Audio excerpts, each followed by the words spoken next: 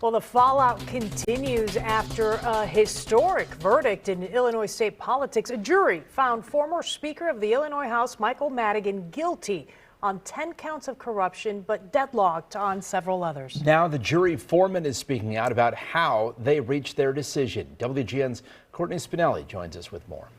Ben and Lourdes, despite a split verdict, the once most powerful man in Illinois politics could still face a hefty prison sentence. Jurors we've spoken with say they went count by count and applied the law to the facts they had, putting any emotions or personal feelings aside as they worked toward an outcome. We understood the gravity of what we were doing. A responsibility jury foreman Tim Nessner says no one took lightly. For over 60 hours, the group of 4 men and 8 women deliberated until they found themselves at an impasse. After months of arguments, the man once known as the Velvet Hammer faced the hammer of justice, found guilty of using his public office to gain more power and profit for himself and his allies. It was a mountain of evidence, and a lot of the recordings that we listened to over and over and over again.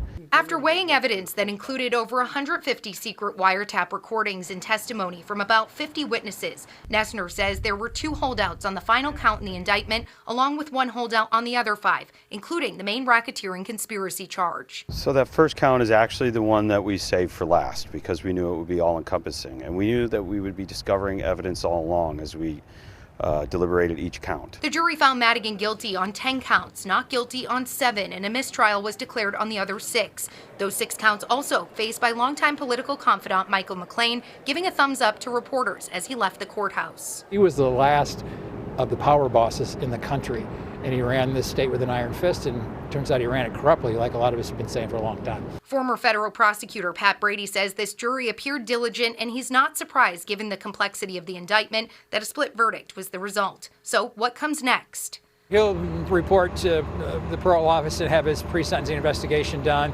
There'll be emotions. I imagine there'll be a pretty vigorous sentencing hearing.